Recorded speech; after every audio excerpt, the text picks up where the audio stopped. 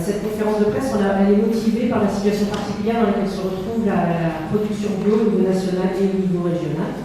On a pour la première fois, depuis qu'on suit l'évolution de la bio dans la région, une situation de plateau, c'est-à-dire qu'on a un solde positif de 5 fermes, 6 fermes et 500 hectares, ce qui est quand même pas dément. Et donc cette situation-là est relativement alarmante, on a besoin que la bio reprenne un peu sa place dans les champs et dans les assiettes. Donc c'est ce qui nous réunit un petit peu aujourd'hui. Donc en fait, le programme qu'on vous a imaginé, moi je vais vite me taire pour passer la parole à Myriam qui va vous exposer la situation amont, c'est-à-dire tout ce qui concerne la production au champ. Donc à travers des chiffres clés et 3 zones thématiques qu'on a choisi de creuser pour vous. Bien sûr, l'observatoire, c'est 100 et plus pages de données, donc il y a bien d'autres données que vous trouver à l'intérieur. C'est ce qu'on va vous présenter. Ensuite, on passera la parole à Karine et Thierry Karine et Thomas, pour nous donner leur expérience, leur vécu de ça et leur sentiment sur l'évolution de la bio et la situation dans laquelle on se trouve. Et on ouvrira à des questions de votre part. Et ensuite, on enchaîne avec l'Observatoire Aval, qui est plutôt porté par Marie, c'est-à-dire tout ce qui concerne la vie du produit, une fois qu'on a la transformation, la préparation, la distribution et sa commercialisation. Et tous les acteurs qui sont mêlés à ces activités-là. Donc avec de la même manière, des chiffres clés, 3 zooms, et puis la présentation très symétrique. On va libérer la salle à 11h30. Donc on va essayer tous d'être bon d'avoir que je le suis. Et je passe tout de suite la parole à Noël. Donc bonjour à tous. Donc on va commencer par quelques chiffres clés. Donc la région Île-de-France, au 31 août 2023, on dénombre 667 exploitations qui sont du coup dans une démarche de certification en agriculture biologique. Ce qu'il faut dire, c'est que sur 2023, on a 38 exploitations en plus, donc 20 installations pour 4 hectares, 15 conversions pour près de 750 hectares. Et on a eu une fusion de 2 exploitations et 2 reprises de fermes qui permettent le maintien de près de 350 hectares. Et on note aussi du coup cette année une belle progression, on a 43% de poursuite de conversion en plus, c'est-à-dire des agriculteurs qui sont déjà engagés en agriculture biologique qui ont poursuivi l'engagement de surfaces qui n'étaient pas encore certifiées. Ça représente 38 800 hectares qui se découpent en un peu moins de 60% de ces hectares-là qui sont toujours en cours de conversion. Et un peu plus de 40% du coup qui sont biologiques. Et c'est à peu près 7% de la surface agricole utile de la région Île-de-France. Et en termes de nombre d'exploitations, on est à 15,1% des exploitations franciliennes qui sont engagées en bio. Donc c'est une ferme et demie sur 10 qui s'est engagée dans cette démarche. Et il faut savoir que le taux national, c'est 14%. Donc on est un petit peu au-dessus de la moyenne de la part nationale. Après, au niveau du profil, on a près de 3/4 des exploitations qui sont tournés vers les grandes cultures. Ça, on le sait tous, on connaît le profil de l'Île-de-France avec les plaines céréalières et tout ça. Donc, le profil des fermes bio correspond quand même au profil général de la région. On a à peu près 40% des exploitations qui sont en grande culture et 30% qui sont tournées vers les légumes. Donc ça, c'est le profil des types de production. Et en termes de surface, on a près de 86% des surfaces qui sont orientées grande culture et tout ce qui est prairie et surface fourragère, donc qui sont liées aussi aux exploitations d'élevage. Là, on vous a présenté du coup le graphique d'évolution des surfaces bio et ou en conversion depuis 1997. Donc on voit quand même qu'il y a une constante progression des surfaces et dont l'effet plateau dont Fanny parlait, entre 661 et 667. Donc on a l'impression qu'en valeur absolue c'est 6 fermes de plus, mais il faut savoir que du coup il y a eu 38 installations, mais mis en exergue avec 32 arrêts, donc on va parler un petit peu après dans un focus. Voilà, on a cet effet un peu plateau, balance. Mais il reste quand même une bonne dynamique des engagements des fermes en 2023. Là, on vous présente rapidement une petite carte pour spatialiser un petit peu donc les 667 fermes et les 38 800 hectares. Donc on voit bien la prédominance de la Seine-et-Marne, suivie par les Saônes et les Yvelines. Et on a toujours un peu cette bande vide, voilà, un petit peu dans le 95 et dans le nord de la Seine-et-Marne. Voilà, c'est un peu la spécialisation des choses. Là, du coup, on a choisi de faire 3 focus, de parler d'agriculture biologique en lien avec les AAC, les aires d'alimentation de captage, un focus sur les arrêts et après un focus sur l'agriculture. Donc là, pour l'agriculture bio sur les arrêts d'alimentation de captage, il faut savoir que ces arrêts sont définis donc, par les agences de l'eau en général. Donc nous, l'agence de l'eau Seine-Normandie, et c'est des espaces qui sont délimités, qui évoluent constamment, puisqu'à chaque point de captage, une étude est liée, du coup, ce qui agrandit toutes ces zones de captage en eau. Et du coup, année après année, quand on ajoute à peu près tous les 18 mois ces zonages-là par rapport à nos données, on voit qu'il y a de plus en plus de fermes qui sont comprises. On voit donc en 2019 sur le graphique et en 2023 un grand boom, et ça correspond au moment où nous, on a mis à jour ces données-là, ce qui fait que ça englobe plus de fermes. Et le fait qu'il y ait plus de fermes, ça nous permet aussi de faire profiter de cet accompagnement qui est quand même prioritaire pour plus de fermes, plus d'agriculteurs, autant au niveau de l'accompagnement que des aides, enfin, tout ce qui est proposé sur ces zones qui sont prioritaires pour nos actions. Donc là, au 31/12/2023, on est à 438 fermes, ça représente quand même les 2 tiers des fermes franciliennes. Au niveau des surfaces, on a un peu plus de 27 000 hectares et c'est 70% des surfaces qui sont concernées par ces zonages-là.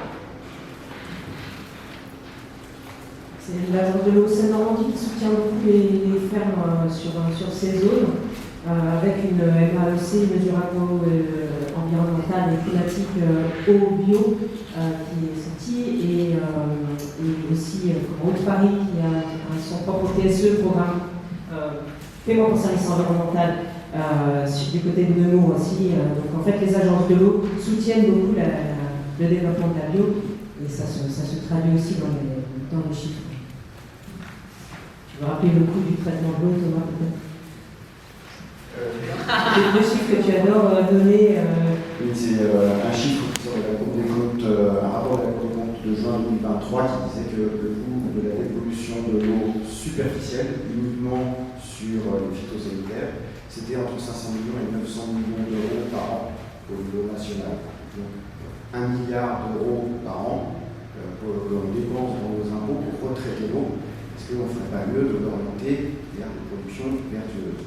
C'est ça.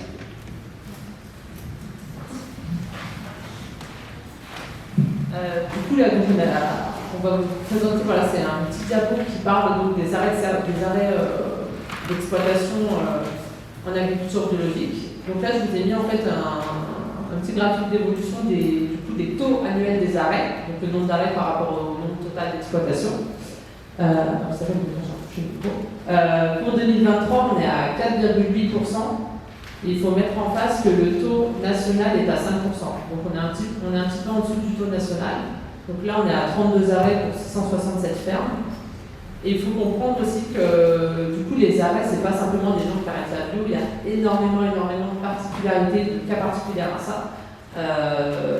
Des fois, ça peut être, on va dire, juridique, c'est-à-dire que voilà, ils clôturent une entité juridique, souvent pour en recréer une, ou alors pour fusionner parce que un fils a déjà sa propre exploitation, il va rattacher celle du père. Enfin voilà, il y a énormément de cas, et c'est pas juste parce qu'il y a un souci entre guillemets avec le jeu, etc. Ça peut être juridique, ça peut être des départs à la retraite, ce qui arrive voilà pour tous. Des fois, on a nous quelques raisons qui sont inconnues aussi parce qu'on n'a pas réussi à avoir les dates de la ferme, mais on sait qu'ils sont arrêtés. Là, pour les 32 arrêts en 2023, on est à 13 arrêts de certification bio qui sont liés à des fois des difficultés de gestion globale, des fois c'est technique aussi, des fois c'est juste aussi un souci économique.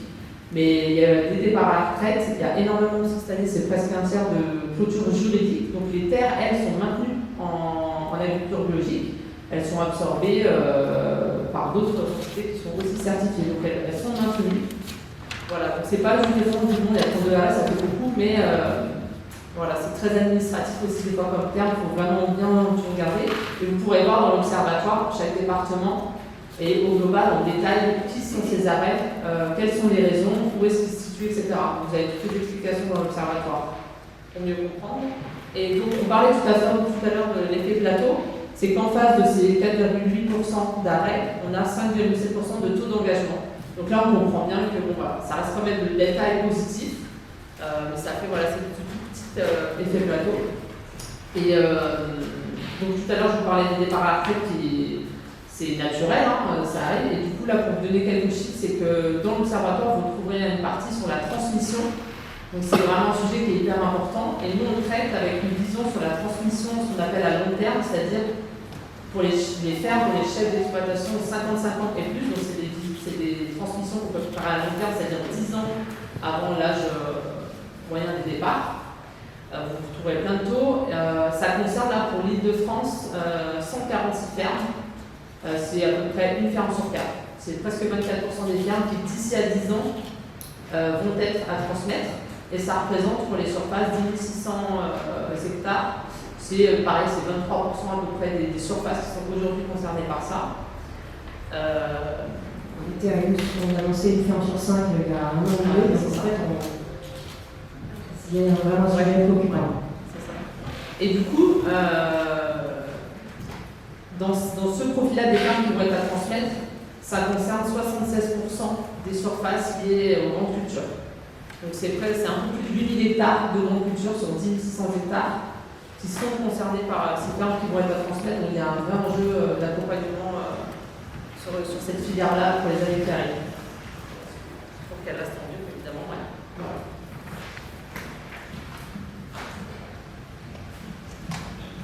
Du coup, voilà, donc on a mis deux petits graphiques très succincts pour présenter les filières de culture. Donc nous, ce qu'on comprend dans la culture, c'est tout ce qui est céréales, oléoprotéagineux, plantes à fibres et culture industrielle. Donc là, c'est un petit graphique d'évolution, donc on voit bien que ça suit la courbe de l'évolution générale, parce que les grandes cultures, c'est une grosse partie des surfaces vendues en Île-de-France. Et on voit qu'il y a un effet plateau qui démarre en 2020 et qui est un tout petit peu plus marqué depuis 2021 à aujourd'hui. Ça a environ 200 hectares d'évolution entre chaque année. Et vous avez juste en dessous, du coup, le taux de croissance de ces surfaces année après année, pour vous montrer que malgré tout, il y a une croissance qui est positive. Hein. On est en positif. On voit deux pics en 2018 et 2020. Et on voit que du coup, le taux de croissance diminue, même si les respectifs diminue un petit peu. Puis il y a voilà, cet effet plateau aussi qui s'installe en face. Et en fait, ça c'est, on l'a vu sur le graphique tout à l'heure avec une augmentation des surfaces importantes en bio entre 2016 et 2021 à peu près. C'est l'arrivée massive de conversion de grandes cultures. Le blé, notamment en Ile-de-France, a été bien valorisé, donc il y a eu beaucoup de conversions aux grandes cultures. Et en fait, en 2021-2022, ça continue. On a un effet de ciseaux avec la consommation qui chute en parallèle, une saturation du marché au niveau des céréales, des prix qui chutent, qui sont des céréales qui sont déclassées au niveau du conventionnel, achetées au prix du conventionnel, avec un prix de production qui est sensiblement bien supérieur. Et je vais laisser la parole à Thomas pour expliquer. Je pense qu'on va pouvoir témoigner de ce qui se passe dans nos fermes quand même. Et comment vous l'avez vécu ? Pour illustrer un peu le propos qui est dit là. Ce fameux effet plateau, nous on le ressent et on a peur que ce soit une vague de déconversion. Il faut s'imaginer sur nos fermes, depuis une dizaine d'années, je vends le blé sur une ferme céréalière, c'est vraiment la locomotive de la ferme. C'est ce qui finance en premier lieu. Donc je vendais entre 400 et 450 € la tonne mon blé ces 10 dernières années. Et ces 2 dernières années, et particulièrement celle-ci, on est plutôt vers 200 € de la tonne. Donc c'est bien que moitié moins, avec des charges qui ont explosé et une politique publique qui arrête de soutenir l'agriculture biologique. Donc mécaniquement, moi je me fais 160 €, en gros 40 000 € d'aide en moins sur la ferme. C'était un cataclysme. Et ça, enfin, je te laisse témoigner, hein, mais au vu de ce constat-là, on a vraiment des questions sur la durabilité de nos fermes. On va rebondir évidemment sur toutes les solutions et les opportunités qui nous arrivent, mais on ne peut pas passer à côté de ce constat qui est la situation de l'agriculture biologique ces 2 dernières années très compliquée, que ce soit la filière légumes, la filière céréalière, la filière des grands, la totalité des filières maintenant laisse une crise. C'est la crise qu'on se réforme. Je suis la même chose dans toutes les fermes. Nous, la particularité, c'est qu'on a un polyculture élevage. On va dire qu'on est peut-être un tout petit peu moins dépendant pour du blé dans le sens où une partie de nos céréales sert de nourriture à nos animaux. On est en autonomie complète sur l'exploitation. Plusieurs idées, donc on va pas répéter, effectivement, vous pouvez ajouter les aides au maintien qui sont supprimées, le coût de l'énergie qui a doublé sur 10 ans sur notre ferme. Le coût de l'énergie, c'est beaucoup parce que c'est. En fait, on ne peut pas produire sans irriguer chez nous. Et donc, notamment, on irrigue des pommes de terre. Et irriguer, c'est consommer de l'électricité. Donc, en fait, quand on parle d'énergie, c'est l'énergie qui sert à pomper l'eau pour irriguer les cultures. C'est important de le préciser parce que ce n'est pas un frigo ou l'éclairage des hangars qui impacte. C'est vraiment le coût d'énergie pour irriguer les cultures. Et puis, bien sûr, le coût du GNR qui reste quand même un des coûts qui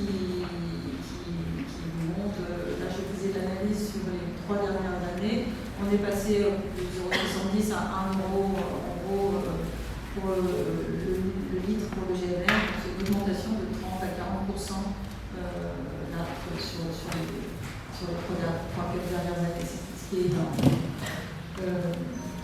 Et comment l'un et l'autre vous avez adapté, du coup, vous avez perdu de l'argent très clairement, et comment vous avez réussi à adapter? Justement, je voulais revenir sur l'élevage. Je pense que nous, en tous les cas, on s'est dit vendre du blé à ce prix-là, c'est plus possible. Donc, on s'est dit, on va monter un atelier pour ça. Donc, on va faire du port bio de plein air en 2024. On attend l'arrivée un petit peu chaud. Disons qu'on ne peut plus vendre des céréales à ce prix-là. L'idée, c'est plutôt de faire de la viande, mais derrière, on va parler, je pense, dans un deuxième temps, des filières avales, tout ce qui va être nécessaire de faire pour que nous, ok, on s'adapte, mais derrière, on s'adapte vite parce que évidemment, c'est vital. Mais derrière, il y a aussi des outils à créer pour absorber tous les débouchés qu'on est capable de créer, puisque c'est immense en fait la capacité de production sur 1 hectare ou 10 hectares, c'est énorme. Nous, on va s'adapter, on va trouver des solutions pour pouvoir continuer à travailler et à maintenir l'emploi sur nos fermes, parce qu'on est des fermes en bio qui employons beaucoup de monde. L'idée, c'est de maintenir cette force de travail et du coup de trouver des activités rentables. Toi, Thomas, sur l'emploi, tu as été touché maintenant. Oui, toutes les fermes ne se ressemblent pas. On est tous en agriculture biologique. Moi, j'avais déjà diversifié depuis une dizaine d'années la ferme. J'ai un atelier de maraîchage de une dizaine d'hectares, avec beaucoup d'emplois. J'ai une petite personne de 10 salariés. J'ai lancé l'atelier de moutons, aussi un atelier d'élevage. On transforme le blé sur la ferme à pâte. Plus la céréale. Donc, on travaille depuis déjà de nombreuses années la résilience de la ferme et on se prépare justement à des chocs comme ça. Ça ne veut pas dire qu'ils sont pas passés loin de là. Mais une ferme, par exemple, céréalière qui a 200 hectares aujourd'hui, est soumise au plan B. Il n'y a pas d'activité qui peut faire tout le monde. Donc, je suis heureux de voir le chiffre qui ne s'est pas envolé sur les conversions. C'était vraiment une grosse crainte et on entend tous les jours le désarroi des collègues qui sont à dire je peux tenir une année mais je ne pourrais pas tenir 2 ans. Aujourd'hui je finance avec mes fonds privés une activité négative. On parle d'agriculture biologique en Ile-de-France. C'est quand même complètement fou. On n'arrive pas à vivre de métier. Et cette inquiétude dont tu parles, elle se prolonge sur 2024, parce que là, on a des chiffres au 31 décembre 2023, donc on est encore dans l'inconnu de ce qu'on pourra annoncer en fin d'année prochaine. Le bruit de plaine continue de dire que c'est compliqué. Donc cette inquiétude dont tu témoignes, elle est bien réelle. On peut parler peut-être des stocks et des reports. Il y a une réponse peut-être là-dessus, mais en gros, l'année dernière, quand on a récolté les céréales en 2023, en fait, les silos étaient déjà encore pleins. Donc, en fait, il n'y avait pas de marché, on ne pouvait pas vendre. Mais on se demande même ce qui allait se passer. Parce que stocker du blé bio, c'est compliqué. C'est un matériau très fragile qui, de façon, parce qu'il y a des insectes, on ne peut pas mettre d'insecticides, etc. Donc il y a eu une grosse interrogation. Là, il semblerait que les reports soient un petit peu moins importants, mais c'est quand même assez, on ressent quand même cette situation. Une grosse partie, alors c'est dommage, on est toujours de l'observatoire, je ne sais pas si tu as cette information, mais il y a une grande partie des céréales qui ont été basculées en conventionnel. C'est-à-dire que le bio a été mis dans le trou du conventionnel, parce que c'était le même prix. On a été quasiment, là, ces 18 derniers mois, au prix du conventionnel. Il y a plus de différence à 5, 10, 15 euros au maximum, alors qu'historiquement, on était 2 fois le prix du conventionnel. Alors, ça s'explique, hein. Je pense que vous êtes tous éclairés sur ce sujet, mais produire du blé en blé, c'est des rendements qui sont 2 fois ou 3 fois inférieurs. Hein. On est autour de 30 quintaux versus 70 quintaux en Ile-de-France. Et derrière, il y a. C'est pas non plus les mêmes variétés et les mêmes typicités, mais du coup, c'est ce qui explique aussi une part du prix qui est plus élevée. On aura peut-être l'occasion de faire un focus sur le coût du bio, c'est peut-être pas le moment, mais rappeler le chiffre que je vous disais tout à l'heure sur la dépollution, sur la santé humaine. On critique toujours à gorge ouverte le prix du bio, mais parlons du vrai prix du bio et de la production. Quel est l'impact sur la société, sur l'assurance maladie? On pourrait développer énormément là-dessus. Tous les bénéfices pour l'environnement qui ont été encore rappelés par l'État il y a une dizaine de jours. Les anonymités positives. Exactement. Est-ce que vous aviez des questions?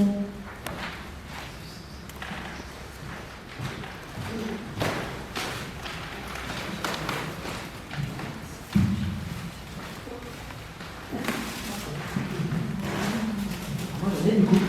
Je vous envoie des textos depuis tout à l'heure d'ailleurs. Vous n'avez pas au téléphone. Étaye, s'il te plaît Thomas, par des externalités positives, parce qu'aujourd'hui, oui, on est à un plateau, mais la demande se révèle. Vous avez 667 agriculteurs qui peuvent être au rendez-vous. Ça veut dire quoi? Exactement. Prenons l'exemple d'une ferme en culture. On discutait ça avec Karim encore hier sur les producteurs de pommes de terre, par exemple. Une ferme classique, une centaine ou 200 hectares, va faire une dizaine d'hectares de pommes de terre. 10 hectares de pommes de terre, c'est 300 tonnes de pommes de terre. 300 tonnes de pommes de terre, on n'arrive pas à vendre plus de. La coopérative bio d'Île-de-France, aujourd'hui, n'arrive pas à vendre plus de 1000 tonnes. 3 fermes, 4 fermes. C'est complètement fou. On est quelques centaines et quelques dizaines de producteurs de pommes de terre en Île-de-France.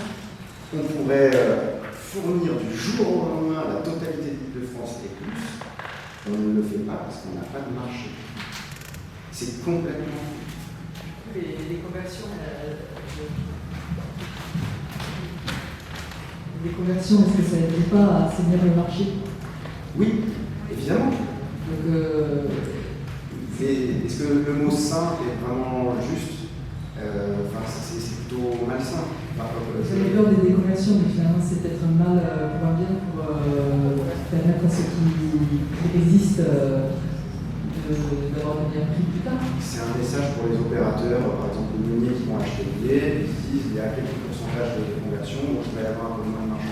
Je vais même étayer un peu plus. Cette année, l'année dernière, on a fait une année record en rendement. J'ai des rendements que je n'ai jamais fait de toute ma carrière. Cette année, j'ai l'impression que ça va être l'inverse. On est très humide, on n'a pas pu implanter les céréales comme il fallait, il y a beaucoup de maladies, on n'a pas pu décarboner mécaniquement comme on voulait. Donc il va y avoir une chute de la production, plus quelques déconversions. On espère la loi Egalim et une consommation qui reprend en couleur. On va être sur un prix l'année prochaine du blé qui va exploser. Mais c'est complètement fou. Ce qu'on demande, c'est de structurer les filières et d'avoir une vision sur le temps. Je reprends l'exemple du blé, puisqu'il y en a plus loin, mais sur le blé, pourquoi on ne fait pas une filière pain bio en Ile-de-France? On fait des dizaines de milliers de tonnes. Les pactes de la sécurité, ça ne marche pas? C'est compliqué. C'est compliqué. Pourquoi? Ils créent une filière, c'est la liée.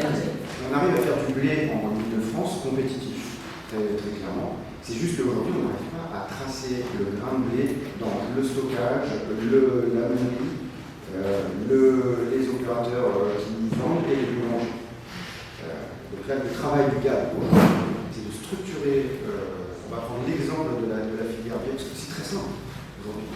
On sait tout à fait produire, on identifie tous les opérateurs, garantissons aux producteurs, aux consommateurs, la garantie d'avoir de manger, de choisir du pain bio de France. Donc ça sera vraiment le combat de cette année. Et du coup, on pourra faire du pluriannuel. On pourra garantir, toi, producteur, je te garantis de t'acheter ton blé 400 € la tonne sur les 3 ans, 4 ans, 5 ans à venir. Et on sort du marché de son irrationalité. Ils ont payé 2 fois moins cher cette année et ça va être 2 fois ou 3 fois et demi le prix l'année prochaine. Je dis n'importe quoi, vous comprenez un peu ce qui est en train de se passer. Ça, il ne faut surtout pas rentrer dans cette travers justement des marchés et de la volatilité. C'est une des raisons pour laquelle je suis passé en deux.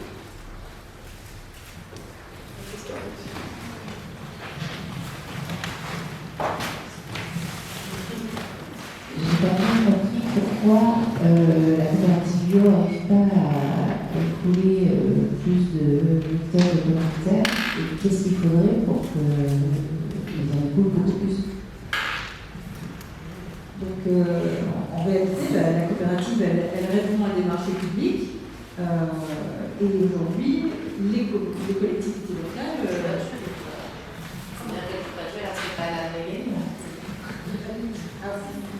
J'ai pas entendu la. Ça veut dire que les collectivités jouent pas le jeu et ne respectent pas la loi pour être clair. Alors, est-ce que. De toute façon, c'est sûr que toutes les collectivités ne sont pas encore au top au niveau de la loi Egalim. Ça évolue positivement. Il y a des outils qui se créent, il y a beaucoup d'outils qui se créent, donc ça c'est plutôt positif. Mais la coopérative n'a pas tous les marchés et Egalim égale pas forcément bio en fait. Pour l'instant, c'est très peu de bio. On est poussé par le local et il y a une ambiguïté aujourd'hui entre le local et le bio. Et ça, c'est depuis le Covid. Les gens, en mangeant du local, ont l'impression de manger du bio. Il faut vraiment répéter que c'est pas la même chose et c'est pas le même cahier des charges et que derrière, c'est pas les mêmes habilités positives sur le territoire, notamment sur l'eau.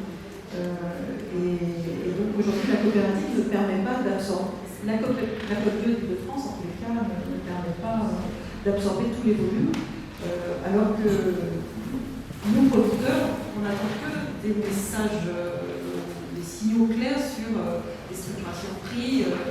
Je pense qu'il y aurait des outils qui nous proposeraient des prix stables sur des carottes, des pommes de terre, du blé pour la filière pain. C'est vraiment un outil de rêve. Si on a ça, c'est formidable. Je pense que les conversions vont continuer et qu'il y aura tout intérêt à aller vers des marchés qui sont stables. Parce que c'est ça qu'on recherche. Nous, on subit le climat, donc on a des récoltes qui sont assez différentes de d'une année sur l'autre. L'idée, c'est d'avoir un prix moyen sur 3 ans pour être engagé sur une démarche qui est stable et vivable. Parce qu'on engage derrière des salariés, des structures, des outils.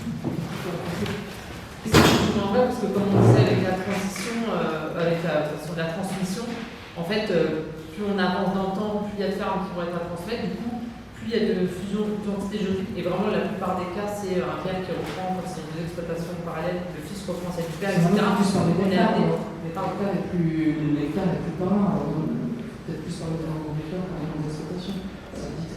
Ah oui, bah du coup, là, en gros, là, les déconversions, c'est 1400 hectares. Et il y en a déjà 400 qui sont juste maintenus, repris. Mais du coup, en face de ces 1400, on en a presque 2100 qui ont été engagés. Donc c'est ça, cet effet plateau. Donc, effectivement, il y a 1400 hectares déconvertis, il y en a 400 qui ont été maintenus par des reprises, par des fusions, par des choses comme ça, par des cultures génétiques, mais pas de surface, etc. Oui, moi je voulais juste ajouter que c'était par rapport à ce que j'ai vécu cette année avec le prix du blé qui baisse. Et je me suis aperçue qu'à côté de ma ferme, il y a une ferme qui fait des volailles en bio assez massif, qui sont 20 000 coups. Et que en fait mon blé, il n'était pas tracé sur ces fermes-là. En fait, cette ferme-là, elle importait du blé. Et parce que c'était des marchés négociés, c'est comme ça en fait, on leur apporte du blé, donc on ne peut pas leur vendre notre blé alors qu'on est à 2 km. Et ça, c'est des aberrations. En fait, il faudrait, je ne sais pas si vous, en tant que journaliste, vous pouvez en parler ou aller chercher ces absurdités, mais que aujourd'hui, il y a trop d'intermédiaires et que nous, en Ile-de-France, on est une région incroyable au niveau des productions. On a le premier bassin de consommation et on se retrouve devant des phénomènes qui sont des absurdités et qu'on pourrait peut-être résoudre en les dénonçant. Et ça, c'est quelque chose que je pense vous savez que la plus grosse partie des céréales vont pour l'élevage. Et si toutes les céréales de l'Île-de-France étaient plus tracées sur les élevages en Île-de-France, c'est On a une question ici, madame, et ensuite monsieur, je vous laisse le micro. Vous avez évoqué tout à l'heure les paiements pour services environnementaux qui étaient effectués vers 2 mois. Est-ce que vous pouvez détailler un peu plus, s'il vous plaît? Est-ce que c'est aussi une demande de la part de l'acteur bio Vous avez évoqué tout à l'heure le vrai prix, la bio et les produits non bio. Ça fait partie aussi. Nous, on fait partie de ce nouveau service qui est proposé par Eau de Paris. Donc Eau de Paris est venu chercher les communes sur le bassin versant de Nemours, donc en aire de captage, en zone d'alimentation. C'est l'alimentation captage, c'est ça. Et aujourd'hui, ça va compenser une partie de l'aide au maintien qu'on n'a pas. Donc ça, c'est plutôt positif. C'est un engagement sur 7 ans. Et pour revenir sur ce que disait Thomas, c'est d'autant plus important qu'évidemment, quand on cultive en bio, on a un impact super positif sur la nature, sur la biodiversité. Vous connaissez tout ça, mais évidemment que l'eau qui est filtrée, puisque une aire d'alimentation de captage, en fait, c'est chaque goutte qui tombe sur ce territoire va dans le captage. Donc là, on assure que la goutte d'eau, en fait, elle ne va pas transporter de pesticides, de résidus de pesticides. Donc on peut parler d'1 milliard d'euros par an qui servent à dépolluer l'eau. Moi, j'avais le chiffre aussi de 30% du coût de l'eau qui est lié à la dépollution. C'est énorme ce qu'on gagne derrière. Et ça m'amène à dire aussi qu'aujourd'hui, c'est profondément, je sens une grande injustice en fait dans l'abandon des politiques pour aider la bio et maintenir la bio sur les territoires français. C'est que en fait quand on va produire en conventionnel du maïs qui part pour l'export, on tape dans la ressource en eau qui est rare et en plus on pollue définitivement la ressource. Et donc on exporte la matière qui va dans un autre pays. Et ça, c'est quelque chose qui on se tire une balle dans le pied, quoi. Et je crois que si aujourd'hui les politiques ont un message à dire, c'est pour préserver notre population, notre territoire, la vie sur nos territoires, c'est au moins de rester dans des systèmes où on est où le local prédomine et on n'utilise pas de produits. Ce que l'on ressent comme une injustice, c'est que c'est vraiment ça, c'est-à-dire que la bio n'est pas prioritaire. Alors que c'est unanime de toutes les organisations scientifiques, les organisations techniques, il n'y a aucune discussion, c'est clairement le modèle, le cahier des charges de l'agriculture biologique. C'est le modèle qui garantit le plus résilient et le plus efficace au niveau environnemental et de la santé. Et ne pas prioriser ça, et que les pouvoirs publics ne priorisent pas ça, c'est vrai qu'on peut vivre un peu une injustice au vu du contexte économique et des grandes difficultés du monde. Mais là, et voilà. On a une question de monsieur. Bonjour, Simon Bestel de FEL. Pour beaucoup de mon agriculture biologique, on finance les installations d'agriculteurs biologiques. Mais une petite anecdote, on s'est fait attaquer en début de semaine par les JA et la coordination rurale, qu'on va les nommer, sur le fait qu'en aidant les jeunes à s'installer dans l'agriculture bio, on les envoyait dans le mur, et que compte tenu du contexte politique, économique actuel, avec la guerre en Ukraine, les prix bio qui sont au plancher, le marché qui ne répond pas parce que les gens n'ont plus d'argent, estiment de plus avoir d'argent pour acheter du bio.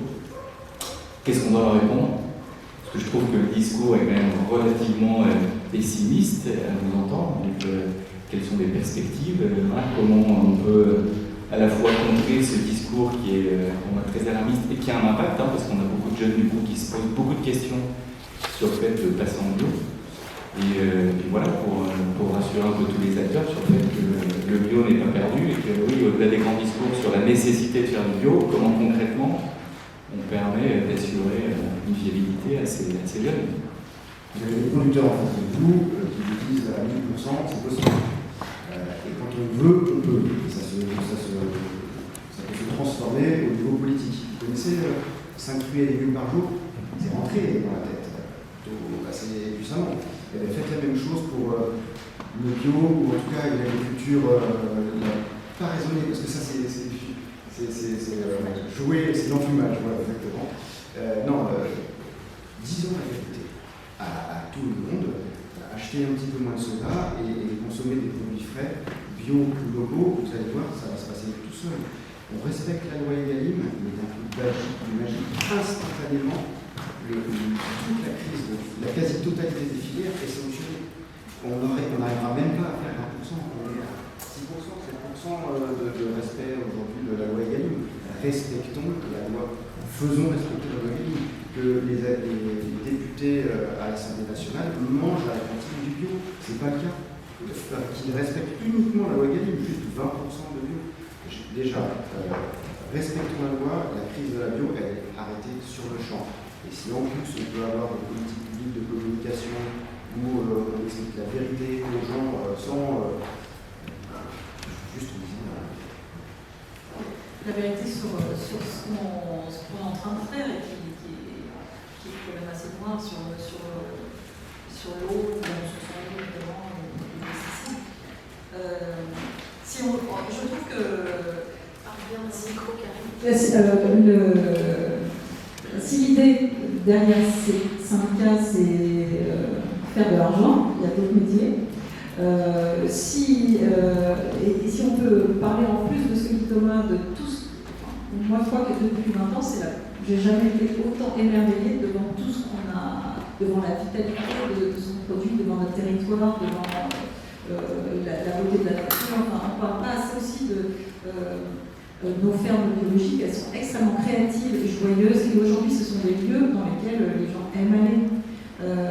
J'ai jamais vu quelqu'un visiter une plaine en Beauce, faire un tour dans pour se promener, en fait. Et donc on ne peut pas être schizophrénique d'un côté, avoir ce besoin de nature bien assouvi à cause du mode agricole et vouloir manger bio. Enfin, à un moment donné, il faut se mettre en accord avec nous-mêmes. Et c'est ce que ne font pas ces syndicats en disant pour que ça soit rentable, ne faites pas de la bio. Peut-être c'est vrai, peut-être qu'aujourd'hui c'est vrai. Mais en fait, c'est pas le désir d'avenir qu'on a. Et c'est ça qu'on doit travailler tous ensemble, c'est travailler sur des valeurs durables, un désir d'avenir partagé, et à ce moment-là, on mettra derrière la volonté. La ville de Paris a fait la démonstration en allant presque à 80% de bio local dans ses cantines. Karine, tu es en train de nous dérouler la deuxième volet. Je coupe. Tu spoil. On va laisser la parole en tout cas, c'est un discours passionné et c'est celui-là qu'on attend, donc merci pour ce partage. Marie, on va te laisser la parole sur la partie aval. Donc aval, tout ce qui est le devenir du produit. Un des objectifs du GAB, dont on a parlé tout à l'heure, c'est de mettre un maximum de bio local dans les assiettes des Franciliens, 12 millions de bouches. Il y a un vrai marché. Et donc, Marie va nous dire un peu à quoi ça ressemble ce paysage aval.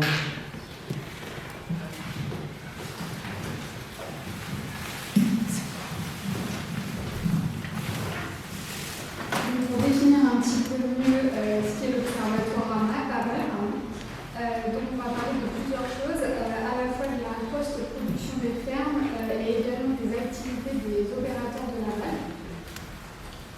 Donc, quand on dit post-production des fermes, on parle donc du devenir de la matière première, c'est-à-dire qu'une fois qu'elle est finalisée et qu'elle est prête à passer du côté aval, soit être préparée, transformée, puis distribuée. Et quand on parle donc des opérateurs de l'aval, on va parler du recensement qui est fait par l'agence bio et qui concerne tous les opérateurs qui ont une activité dite aval pour nous, donc c'est-à-dire préparation, distribution, importation, restauration. Donc on va vous présenter quelques chiffres clés. Donc au moment de la rédaction de l'Observatoire, l'Île-de-France était 3e en nombre d'opérateurs de l'aval. Et suite à un réajustement des chiffres par l'agence bio, la région est passée 2e. Donc on manque un peu de général. Par contre, Paris reste donc, le premier département en nombre d'opérateurs de l'aval. Donc au total, on dénombre 3641 opérateurs de l'aval en Île-de-France, avec donc, le détail comme suit. Alors attention, ces chiffres ne s'additionnent pas, ils se cumulent parce qu'un opérateur peut avoir plusieurs activités. Donc on dénombre 2371 préparateurs, c'est une baisse de 13,6% par rapport à 2022. Du côté des distributeurs, on augmente par contre. On passe à 2508 distributeurs, donc ça correspond à une hausse de 11,4%. Du côté des importateurs, c'est presque 2 fois plus qu'en 2022, puisqu'on passe à 211 importateurs. Et enfin, du côté des restaurateurs, ça reste stable avec 34 restaurants. Alors ici, je peux juste préciser, en fait, ces opérateurs-là travaillent avec du bio, qu'ils soient franciliens ou pas. Ils sont certifiés pour travailler avec du bio à plus ou moins grande échelle. Donc le troisième chiffre est assez impressionnant. On importe énormément. En Ile-de-France, on importe les opérateurs importent. Pour classifier ces opérateurs et les analyser, on a choisi de procéder grâce à avec leur code MAF. Donc pour rappel, le code MAF, c'est la nomenclature d'activité française qui est déterminée par l'INSEE. Elle permet donc d'identifier la branche d'activité principale d'une entreprise. Donc comme vous pouvez le voir, il y a à peu près 4 opérateurs sur 5 qui sont soit en commerce de détail, soit en industrie alimentaire, soit en commerce de gros, donc c'est ce que vous voyez en bleu, orange, gris. Ça représente quasiment 90% des opérateurs de la vallée de France. Enfin, en jaune, vous pouvez voir les 230 opérateurs qui sont notifiés avec un code MAF 01. C'est-à-dire que leur activité principale, c'est soit l'agriculture, de la production animale, de la chasse ou des services annexes, qui représentent 6,3% de ces opérateurs. On verra tout à l'heure que parmi ces 230 opérateurs, on retrouve des fermes dont on a parlé dans la première partie et qui, au-delà des productrices, sont également des opératrices de la vente. Pour le détail de ces chiffres, vous pouvez les retrouver dans l'observatoire avec notamment les cartographies qui sont associées. Donc comme pour la partie amont, on va faire 3 zooms. Donc le premier sur les fermes en AB qui sont des coopératives de l'aval, sur les circuits de distribution des producteurs bio et enfin sur les lignes des acteurs de la restauration collective.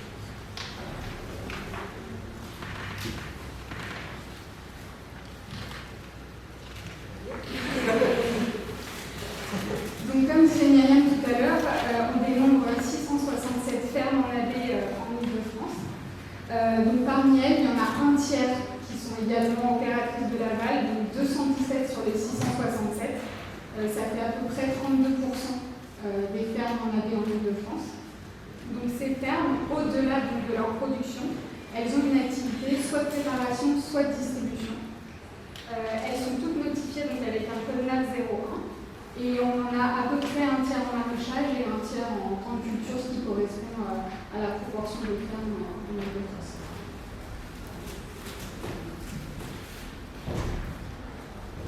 Donc au niveau de la distribution de ces 667 fermes, donc vous pouvez voir que ce graphique met en avant les circuits qu'elles ont décidé d'emprunter. Donc pour tous leurs produits, c'est-à-dire qu'ils soient bruts ou transformés. et tout type de production confondu également sur ce graphique. On voit donc que la vente directe représente plus d'un tiers des circuits choisis. C'est dans les jaunes. Et ceux qui ont du mal à lire, j'espère que vous avez pris le petit document à première accès. C'est dans l'observatoire. C'est dans l'observatoire de toute façon. Donc ça représente une hausse conséquente par rapport à 2022, on est à plus 5,5%. Donc comme disait Fanny, c'est les circuits de vente directe, ce sont les barres en jaune sur le graphique. Donc on a la vente à la ferme, la vente par correspondance, les AMAC, les paniers en AMAC, ainsi que les marchés qui soient hebdomadaires ou ponctuels. C'est vraiment la vente directe un cycle privilégié par les producteurs bio franciliens. Et l'agence, donc on est assez aligné sur les chiffres nationaux. Et l'agence bio rappelait la semaine dernière que, en fait, dans les nouveaux installés, ils sont à 60% à privilégier la vente directe ici.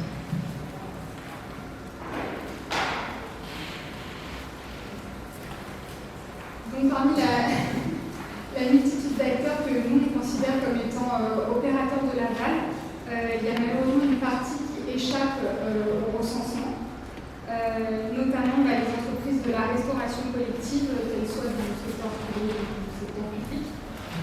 Du coup, il y a une partie de ces acteurs qui ont notamment l'obligation, comme on parlait un peu plutôt aux exigences d'Egalim, et donc de se déclarer sur macantine.gouv, qui pour rappel est un dispositif qui a pour mission d'accompagner la transition alimentaire, aussi bien dans les assiettes que dans les filières agricoles.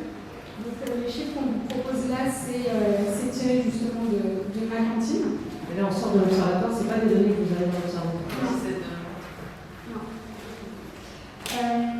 Donc c'est des chiffres pour l'année 2023. Donc sur l'Île-de-France, il y a 4836 cantines qui sont recensées.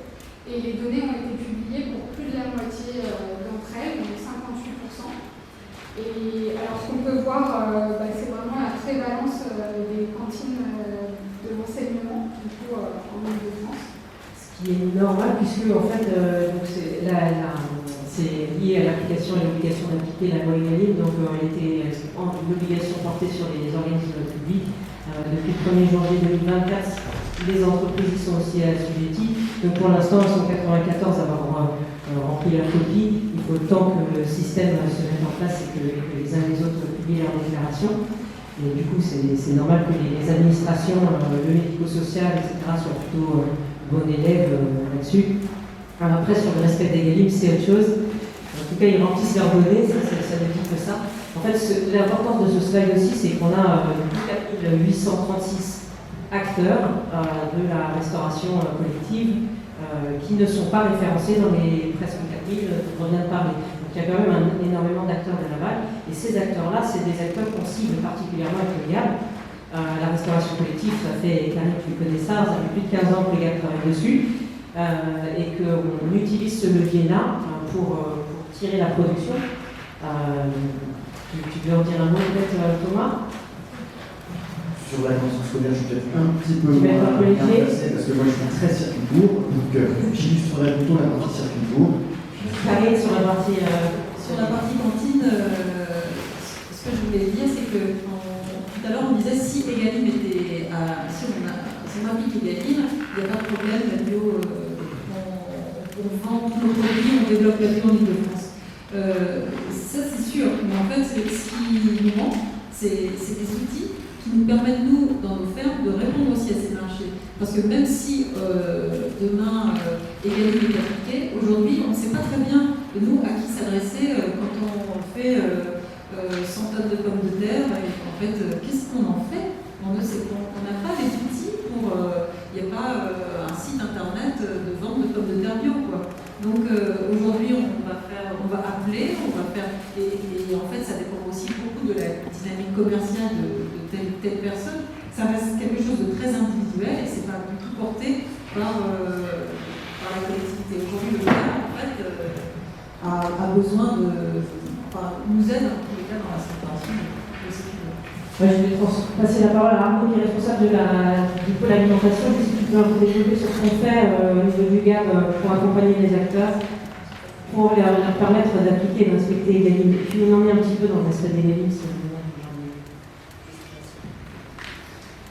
Bonjour, donc moi je suis Arnaud Lessière, je suis responsable du pôle alimentation au sein du GAB.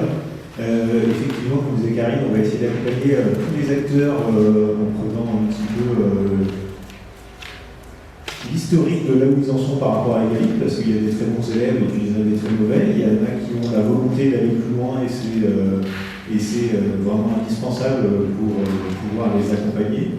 Donc nous, on va accompagner les chefs de cuisine, on va accompagner les gestionnaires, on va accompagner les agriculteurs. On va essayer d'être de l'huile dans les rouages pour que tout le monde puisse un petit peu se connaître et puis contractualiser au maximum. Et au-delà de ça, on va aussi former et sensibiliser tous les maillons de la chaîne de l'alimentation, que ce soit les convives, que ce soit les parents d'élèves, les gestionnaires des restaurants, les cuisiniers, les élus. Parce que s'il manque un maillon de cette chaîne, on voit que c'est très compliqué. Déjà, quand tout le monde est persuadé de la nécessité de respecter Egalim et de consommer des produits, donc à 50% de produits de qualité, dont 20% bio, c'est pas toujours évident parce qu'effectivement, il faut que les filières soient structurées, il faut que les acteurs, les acheteurs et les acteurs donc, de toute cette partie-là sachent comment faire. Donc, on apporte un petit peu tous ces éléments, mais finalement, le décideur, ça va être celui. Alors, moi, je schématise souvent par le chef de cuisine qui va cliquer pour passer la commande. Mais derrière lui, souvent, il y a un gestionnaire, souvent, il y a un élu. Souvent, c'est vraiment un ensemble. En tout cas, ce qui est sûr, c'est que si on ne commande pas, on n'achète pas, on n'a pas dans les cantines et les agriculteurs ne commandent pas.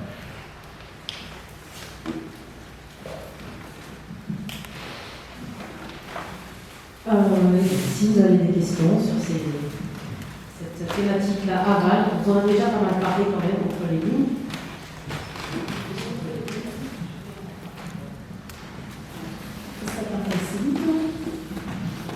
Pardon, mais c'est hyper dur de pas intervenir en fait. En fait, à travers la question de notre collègue de chez FEB et de Mesdames qui vous êtes exprimé, vous avez compris normalement l'intérêt de cette conférence de presse. On a besoin de vous pour vulgariser et expliquer. La réalité, elle est qu'on est à un plateau aujourd'hui. Ok, soit. La deuxième réalité, c'est que le 7 décembre dernier, le 30 décembre et le 7 janvier, donc 7 décembre 2023, 30 décembre 2023 et 7 janvier 2024, des communiqués du gouvernement sont partis à destination des 36 000 communes pour les sommer de respecter Egalim. Depuis lors, on ne peut pas le nier, alors c'est pas l'effervescence non plus, mais ils cliquent sur commander.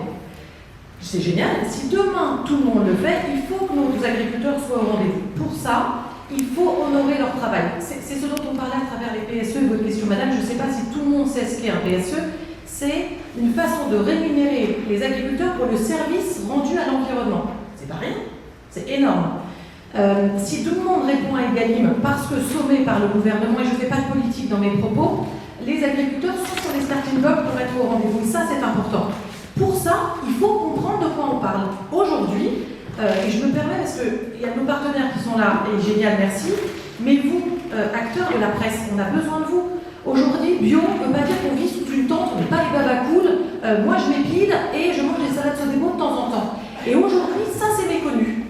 De parler des externalités positives, des 32% de biodiversité en plus, des 23 espèces supplémentaires et des pourcentages de contamination amoindris si on consomme pas de pesticides, pas de merdasse, ça c'est pas connu. Et c'est ça le message que vous devez transmettre aujourd'hui. Et du coup, on ne sera plus à un plateau, parce que les agriculteurs sauront pour qui, pourquoi et pour combien ils produisent. Egalim, potentiellement, peut être un outil magique si on est au rendez-vous. Donc, je crois que c'est Simon, le prénom. Je ne dis pas que je cautionne les propos de la Fédé et de la coordination, j'entends ce qu'ils disent. Mais allez vous faire voir, les gars. On a des enfants, on a des voisins et on a une planète de qui il faut prendre soin. Donc, je le dis peut-être trivialement, mais maintenant qu'on sait ça, pourquoi on n'y va pas? On n'envoie pas les agriculteurs droit dans le mur. Nous, notre job à travers le GAB, le pôle d'Arnaud et évidemment les 24 salariés du GAB, c'est de réveiller cette demande. Je me permets, je suis élue. Les élus ne comprennent rien. Voilà. Si on ne nous explique pas, on ne peut pas comprendre. Mais si on nous dit demain, en tant qu'élu, élu, c'est La gestion de la cité, chouchouter son citoyen. Donc on est censé prendre soin d'eux. Si on te dit, toi en tant qu'élu, tu as le pouvoir de bien faire, normalement il doit y aller. Et pour ça, potentiellement, tu peux avoir des recettes pour t'accompagner. C'est ça qu'on attend de vous, si je peux me permettre. C'est pour ça cette conférence de presse. On n'est pas en colère, on n'est pas dans une atmosphère morose, parce que nous, on a envie d'y croire. Egalim, si cet outil est utilisé et appliqué comme il se doit de l'être, c'est une loi, comme elle se doit de l'être. Pour qui se prend le français pour ne pas répondre à la loi? Honnêtement, ça m'échappe. Donc, soyons au rendez-vous, distillons le bon message. Le texto que j'envoyais à Thomas tout à l'heure, c'était externalité positive. Mais nom de Zeus, moi je suis maman de 3 enfants, j'ai envie qu'ils aillent bien. J'ai pas envie d'être maman d'un enfant qui potentiellement a un cancer après-demain. Et on ne dit pas que la bio est bon pour la santé, c'est pas nos propos. Attention à l'amalgame. On dit juste que pas consommer de merdasse et salutaire pour la santé. C'est pas pareil. Et aujourd'hui, dans les pratiques agricoles bio, on peut répondre à ces ambitions-là. Donc, détruire, vulgariser, je ne sais pas comment on peut dire, acculturer, éduquer, faire preuve de pédagogie, c'est ce dont on a besoin aujourd'hui.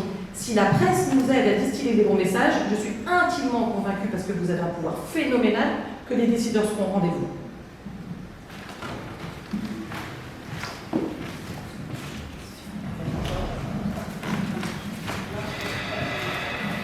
On parle des élus et de lois, et on a mentionné tout à l'heure le fait que la coordination rurale et la FNSOA ne sont pas toujours dans la même lignée. Est-ce que vous craignez qu'au vu de la situation politique et du moment qu'elle arrive de la reine, ça puisse s'accorder, parce que nous, soit l'Oéganie, qui puisse lever l'obligation des maires de se fournir à 20% d'eau?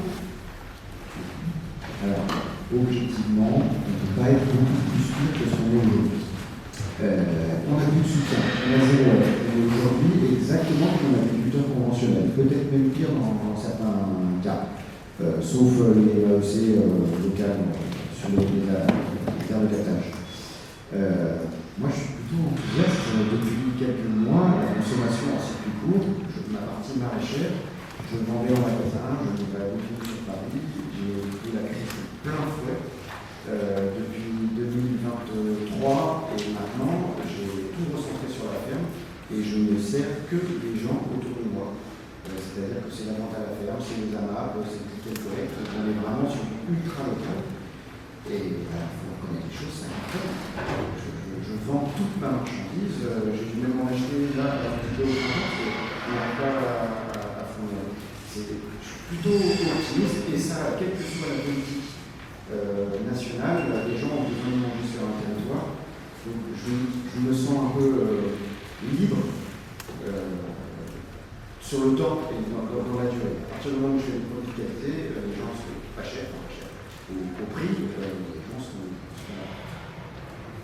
La très bonne nouvelle, c'est que pendant 2 ans et demi, on a travaillé avec toute famille politique confondue et on s'est rendu compte que le discours que j'ai tenu il y a 5 minutes, il n'est absolument pas clivant et il est d'évidence une fois qu'il est compris. Ok, tout recommencer, bon, honnêtement, c'est un peu dommage vu les cernes qu'on a, et voilà. On espère juste qu'on n'aura pas de lierre ou d'oreilles bouchées face à nous. On a un rôle à jouer. Je ne ferai pas de message politique, mais voilà. Il faut aussi inciter à aller voir un peu à quoi ressemble une ferme bio et à consommer les produits en direct producteurs. On a une carte interactive sur le site du Gabi de France, gabi-de-france.fr, que je vous engage à aller visiter, consulter pour vous voir. Voilà.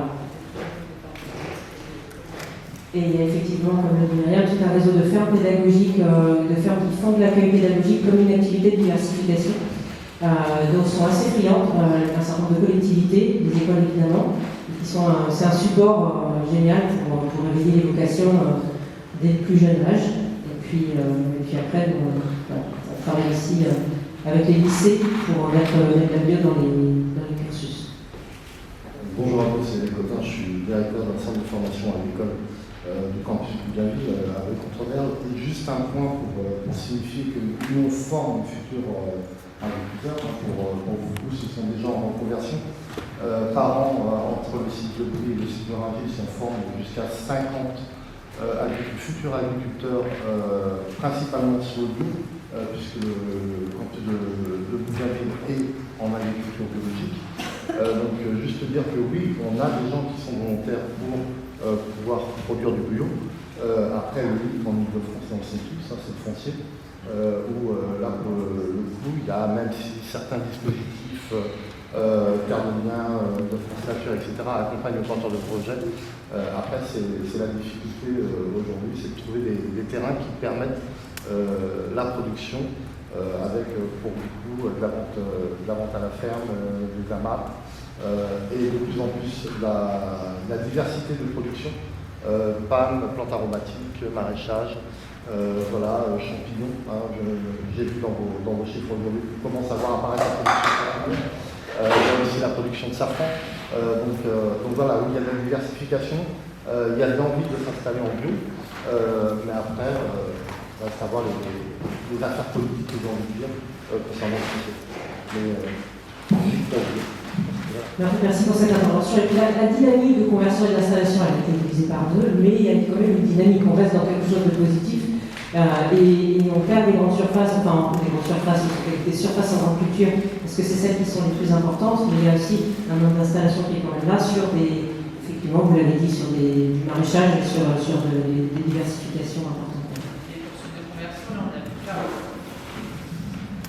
Du coup, pour les poursuites de conversion, j'ai dit tout à l'heure, mais on a plus 43% de poursuites de conversion, c'est-à-dire que ceux qui sont déjà engagés, ils y croient toujours, parce qu'ils continuent de passer leur surface et complètent l'engagement vers la bio toujours plus, quoi. Et cette année, c'est quand même assez marquant, c'est quand même 50% de poursuites en plus, quoi. Donc, il faut dire, ça reste aussi possible pour ceux qui sont déjà ancrés sur le territoire dans la bio, mais ils continuent leur engagement. Oui, c'était une question sur la valorisation des autres services environnementaux que, je vais dire juste, c'est pas que juste, mais il y a l'aliment brut qui ne pollue pas les terres, qui ne pollue pas les sols, etc., qui évite le développement des cancers et de l'autisme, puisque c'est une des causes manifestement de l'autisme, les pesticides dans l'eau, dans le sol. Ça tue les micro-organismes du sol et ça tue notre microbiote intestinal et ça crée plein de problèmes de maladies chroniques inflammatoires, dont l'autisme. Donc ça, c'est un truc à rappeler, c'est essentiel. La protection des sols et de l'eau, c'est garantir une limitation des maladies chroniques inflammatoires des intestins qui dérèglent tout le reste. Et l'autre chose, c'est, avec l'exemple de Karine sur les circuits courts et par exemple alimentés avec ces céréales, les volailles qui sont juste à côté, j'ai écouté une conférence du CESE, du Conseil économique, social et environnemental, sur il faut accélérer la décarbonation de l'économie. Où est-ce qu'on en est des transports? Limiter les transports, limiter les nuisances liées aux transports qui tuent énormément de monde à cause de la pollution atmosphérique. Alors on vend les voitures électriques, mais ce n'est pas la solution. C'est recréer une dynamique de circuit direct, pas de circuit court, parce que malheureusement la notion de circuit court c'est un seul intermédiaire et ça peut venir du Portugal avec un seul intermédiaire. J'ai vu que sur le bio, il y avait une énorme augmentation des importations. Donc la loi Egalim, elle demande du bio, mais elle ne demande pas du bio local. C'est exactement ça, c'est tout notre travail justement, d'augmenter la part du bio local, bien sûr. Mais là, il y a d'autres leviers justement sur les plateformes logistiques dont la taille augmente et qui prennent des terres agricoles, les transports qui ne font qu'augmenter et la distance de transport des aliments qui fait augmenter. Donc, dans vos comptes rendus, est-ce que vous avez des indicateurs pour la limitation du nombre de kilomètres parcourus? Parce que c'est vertueux pour aller dans le sens de la diminution des nuisances de transport et la décarbonation de l'économie qu'on n'a pas qu'on y voit au niveau gouvernemental. Ça coche d'autres places de mitigation climat, en fait. Et l'autre chose, c'est la gastronomie. On est patrimoine mondial immatériel de l'UNESCO en France, la gastronomie. Et il y a des chefs qui se sont engagés à justement favoriser l'aliment local, de saison, etc. Donc comment est-ce que vous sortez là-dessus aussi pour voir vos métiers qui font effectivement du sens pour les jeunes qui ont envie d'avoir des beaux paysages qui sont liés à la gastronomie? Moi j'ai envie de donner quelques éléments de réponse, mais c'est là où on a vraiment besoin de vous. Il faut que vous interpelliez les collectivités locales pour qu'elles intègrent dans leur marché public des critères de pondération qui permettent de valoriser le bio local. Parce que le bio, ça n'a aucun sens. C'est le bio local. Il n'y a que ça qui est intéressant. Ok, on apporte des citrons, ok, on apporte des oranges, ok, notre alimentation, patrimoine, gastronomique, ok, on est dépendant quand même de quelques importations parce qu'aujourd'hui, c'est compliqué dans notre assiette d'enlever les oranges, c'est compliqué d'enlever les bananes, c'est compliqué d'enlever les citrons. Il y a quelques produits clés qui font partie de notre alimentation.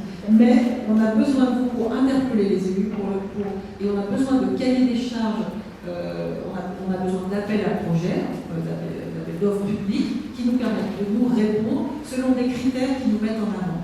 Il faut nous ménager des fenêtres dans lesquelles on puisse se glisser, parce que sinon on est écrasé par le rouleau compresseur du conventionnel. Et c'est ça le problème, c'est que on a des beaux produits, au port de Paris, on peut fournir tout le marché, mais on ne laisse pas la place. Et sur Rungis, il y a un travail à faire, parce que j'étais encore ici chaque semaine, et les vendeurs, je suis allée voir les vendeurs qui sont les plus compétents dans leur domaine, notamment en pommes de terre, en carottes aussi, la bio, c'est pas leur sujet. Alors, et ça serait bien, faites-moi un petit camion, parce que j'ai de la demande, mais ils sont écrasés par le rouleau compresseur du conventionnel qui apporte masse de légumes, et de toute façon, eux, ils sont là, il faut les rendre. Et d'importation, notamment en pommes de terre. Pommes de terre espagnoles qui étaient sur le marché quand même, de Rungis. Est-ce qu'il n'y a pas quelque chose à faire? Il y a un sujet. Je ne nuance pas, vigilance. Vigilance, la notion de local n'a pas de définition légale aujourd'hui. Donc il faut quand même le nuancer. Pour autant, quand on a la maîtrise de la règle de la commande publique et qu'on décide de se saisir de la rédaction de son cahier des charges, dans le narratif, on peut mettre exactement ce qu'on veut à partir du moment où on utilise la bonne sémantique. Donc quand tout à l'heure on parlait d'accompagnement de collectivités, mais aussi de la restauration privée, c'est égal, la restauration d'entreprise, commerciale ou autre, si on les incite ou les accompagne à un bon narratif dans le cahier des charges, potentiellement ça peut être la liste au Père Noël. Et on ne va pas marquer local, on n'a pas le droit de dire je veux un agriculteur à 50 km, on ne peut pas le rédiger comme ça. Mais vous pouvez apporter un narratif qui nuance tout ça et qui fait qu'au final, vous arrivez à cibler dans le cadre de la commande publique évidemment. Alors, on a un événement à la Banque de France ce midi, donc on pique un peu de déco. Je pensais que c'est une inversion des économies. Donc il faut être très vigilant à ne pas outrepasser une définition qui n'existe pas ou outrepasser la loi. Il y a autre chose, et je rebondis sur ce que disait Karine, on parle des collectivités et des décideurs. Un élu est un décideur, un chef d'entreprise est un décideur, mais pas que. Et aujourd'hui, pour mettre un maximum de bio local dans tout type d'assiette, au risque de voir Karine et Thomas lever les yeux au ciel, nous, on ne s'interdit pas grand-chose. On accompagne les agriculteurs sur la contractualisation avec AC Maris, avec Terrazur, France Gourmet, avec différents acteurs, parce que eux, il n'empêche, ce sont des logisticiens ou des grossistes, vous les appelez comme vous voulez, ils doivent répondre aux ambitions de leurs clients qui, eux, doivent répondre à Egalim. Moi, demain, un Terrazur qui dit désolé, je ne trouve pas de bio local en périphérie de chez vous, je ne peux pas l'entendre. Moi, j'ai mes agriculteurs qu'on les regarde plein et qu'on doit produire. Donc, on essaie de faire des circuits intelligents, on accompagne les coopératives qui existent. On trouve aujourd'hui la coopérative bio d'Île-de-France à 117 adhérents. C'est génial, il y en avait 92 il y a un an. Donc, ça monte. Mais on ne s'interdit pas du gré à gré, ou en tout cas de mettre en exergue auprès des distributeurs, logisticiens, grossistes, vous les appelez comme vous voulez, les acteurs du territoire qui sont en capacité de fournir. In fine, si le bio dit local, en tout cas francilien, arrive dans les assiettes des convives, ça nous va bien. Si l'agriculteur est content que c'est vendu à juste prix, etc., aucun souci pour nous. Donc, commande publique, levier, et ne pas s'interdire de trouver et de proposer des nouveaux débouchés à nos agriculteurs.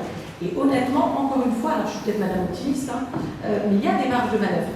Et aujourd'hui, je vais vous prendre l'exemple de la Banque de France, qui n'est pas un restaurant de l'État, attention, c'est un statut particulier, a décidé de changer ses pratiques alimentaires pour le 1er octobre. On signe un partenariat ce midi même avec eux, la coopérative d'Île-de-France aussi avec eux, en parallèle, pour les accompagner sur le changement de pratique. Ça veut dire animation, sensibilisation des convives, un peu de pédagogie et vulgarisation, et en partenariat, un nouveau circuit d'approvisionnement. On parle de 2800, non même pas, 1800 couverts jour. C'est pas énorme, sauf que si le siège de la Banque de France qui est derrière Opéra Le site de Bougival, le site de Loisy-Grand iront aussi. On essaie d'accompagner, Thomas l'a cité en exemple, l'Assemblée nationale qui a 9 restaurants aujourd'hui sur les changements de pratiques alimentaires. On est peut-être bisounours, mais on se dit que 1 + 1 + 1, et si les entités de l'État sont exemplaires, on y arrivera.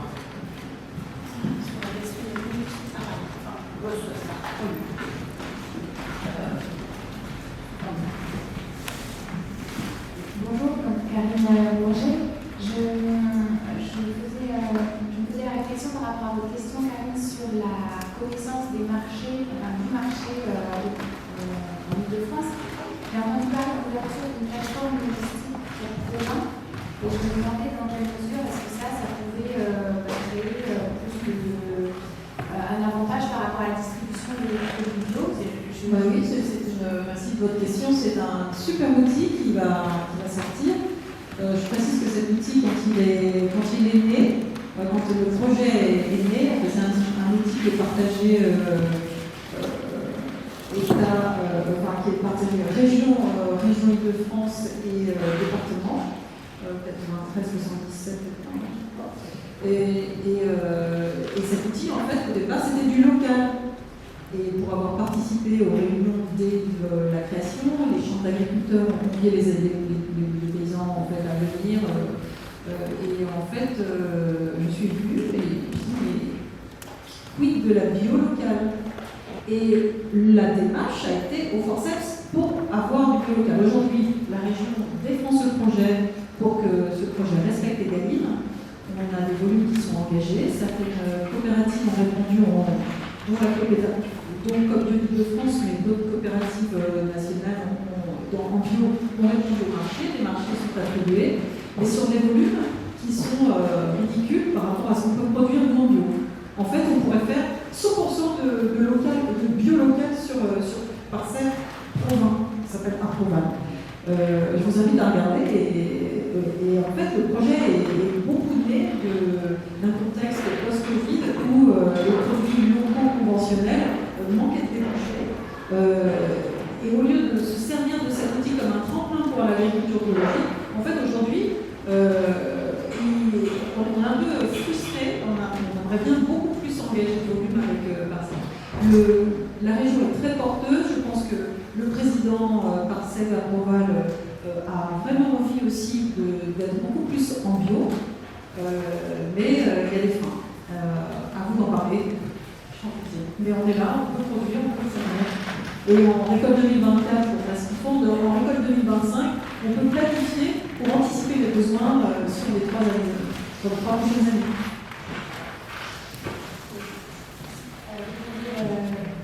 Charlotte je me demandais dans quelle mesure la création de Agri-Parisienne en 2023 permet d'augmenter les débouchés pour la restauration collective. Je ne sais pas si vous connaissez cette plateforme, c'est la convention de. Voilà. Pardon, mais je suis pas hyper à la page, je ne l'ai pas encore vécu. Pardon, c'est pas joli. Alors d'abord, je vais quand même. Pardon, Karine, vraiment, je vais vraiment faire. Mettez pas qu'on est en opposition, parce qu'on n'est pas du tout en opposition, mais la plateforme de Provins, 28, un appel d'offres, 28 lots. Karine a absolument raison, on s'est battu pour que 14 lots soient bio. C'est un combat, il n'y a pas d'autre terme. C'est sorti, tout va bien. Il est lancé à partir de septembre 2024. Il y a quand même un petit côté. Qui se libère à moitié plein, c'est hyper difficile de dire, mais on va quand même potentiellement avec ce projet-là dénaturer le métier de restauration des chefs de cuisine dans les lycées. Donc il y a une appréhension de la part des établissements scolaires puisqu'ils n'auront plus le loisir de certes travailler à leur plan de menu, mais donc par la conséquence à leur circuit d'approvisionnement. Donc il y a vraiment beaucoup de pédagogie à faire puisqu'ils se sont destitués de leur métier de restaurateur. Donc il va falloir qu'on soit vigilant. Donc c'est très bien, il y a de la denrée qui va arriver ou brute ou transformée. Voilà, les lycées aujourd'hui sont un peu chasseurs sur le sujet. Donc on va voir, là ils sont en pleine phase test. Donc on va voir ce que ça donne. Agri-Parisienne, alors on est à la jeunesse d'un projet. Alors Agri-Parisienne, pour ceux qui n'ont pas la maîtrise du sujet, porté par la métropole de Paris, 93, Hauts-de-France, Bourgogne-Franche-Comté, je peux me tromper, en gros tout le bassin de Seine, qui a pour projet d'approvisionner en restauration collective le bassin de Seine par les agriculteurs de ce bassin de Seine-là. Évidemment, génial, sur le principe. Tant que faire se peut, utilisons les voies fluviales pour décarboner le circuit d'approvisionnement. D'ailleurs, je vous réponds sur la décarbonation dans ma cantine. Quand un acteur se référant sur ma cantine et remplit toutes les cases, il a son bilan de décarbonation. Donc, Agri-Paris Seine, potentiellement bon outil. La chance qu'on a, c'est que les régions qui font partie des acteurs décideurs, donc le consortium, ils sont plutôt perfusés à l'agriculture durable. Donc ça, c'est bien. Et dès les ambitions initiales, je parle bien de jeunesse, parce qu'on est vraiment au préambule du projet, la notion de durabilité a été incluse. Donc, topissime. Après, c'est un projet qui est en devenir en construction, donc pour l'instant, les cerveaux sont en effervescence. On est sur la période de maturation, qui dure 18 mois jusqu'en juin 2025 de mémoire, pour après s'embarquer dans la période de concrétisation. En tout cas, sur les études et les acteurs qui ont été choisis, on a été intégré, je ne suis pas du tout dedans, on est un partenaire, mais a été intégrée la notion de je coche tout de suite Egalim, voire bien plus, et la notion de durabilité. Et aussi Marc Dufumier, qui est un éminent agronome qui défend la lutte contre les pesticides, il est parrain, il est président de ce projet. C'est quand même un signal positif, parce qu'il se bat pour... Après, il paraît que devant la presse, on dit jamais quand on n'est pas content, moi je l'ai fait des excuses. Non, je ne suis pas contente en fait, je suis pleine d'espoir, donc je ne suis pas contente. Et il ne faut pas normalement nommer. Pour autant, je vais le faire. Il y a des acteurs sur les territoires qui sont exemplaires. Villepreux, une petite ville qui va, Chaville, qui a une politique alimentaire digne de ce nom, le territoire de Grand Paris Sud qui va, la ville de Paris qui va, on parle de Paris. Enfin, on n'est pas sur un village de 3000 habitants. Et ils y vont. Donc si en plus de ça, il y a un projet d'envergure qui est porté sur le bassin de Seine, qui intègre plusieurs régions de France, go. Et comme l'a dit tout à l'heure, je crois, Thomas, si ma mémoire est bonne, il y a des productions sur le territoire qu'on n'aura jamais. Le sol ne permet pas, le climat ne permet pas. Et allons chercher dans les Hauts-de-France, en Bourgogne-Franche-Comté, Grand Est ou Normandie, c'est égal. Tant que, encore une fois, du durable dans l'assiette. Donc Agri-Paris Seine a ce potentiel-là. C'est un avis. J'aurais bien voulu sauter quelque chose par rapport aux collectivités. On a parlé un petit peu aussi des l'ambiance politique en ce moment. Je pense qu'il y a un point très important quand on parle des Egalim aussi, c'est des budgets que ça peut représenter en plus, de passer à plus de bio local aussi, qui a regardé avec les producteurs. Enfin, malheureusement, par rapport à des distributeurs conventionnels qui aujourd'hui alignent sur le marché, qui érodent fortement les marges des producteurs. Si on veut aussi, par exemple, la COP bio, qui est juste sur la rémunération, parce qu'elle est alignée sur le coût de production, ça peut demander aussi un budget plus important pour les gestionnaires, donc il faut aussi équilibrer aussi une partie avec changement des menus, peut-être plus de régime végétarien, et qui aussi pose des questions sur quel budget supplémentaire les collectivités vont être capables de mettre en place, quel budget l'État aussi va pouvoir accorder en plus. Et donc, je pense qu'il y a aussi l'État, en plus de dire qu'il faut respecter les lignes, doit aussi pouvoir débloquer des budgets supplémentaires pour respecter ces critères et allouer aussi plus de budget. Préciser les leviers d'économie qu'il y a. Alors sur les budgets d'État, ça je ne vais pas pouvoir dire grand-chose. Par contre, sur les moyens qui sont accessibles à tous pour faire en sorte que passer avec du bio local n'a pas un impact négatif sur la facture, ça il y a tout un tas de leviers qui existent. Alors, par contre, ça va faire effectivement plus de travail pour tout le monde, parce qu'il va falloir changer un petit peu les pratiques.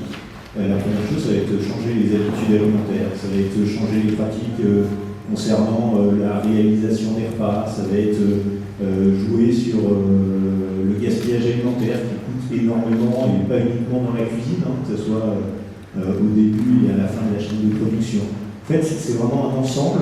Tout à l'heure, je parlais des maillons de la chaîne.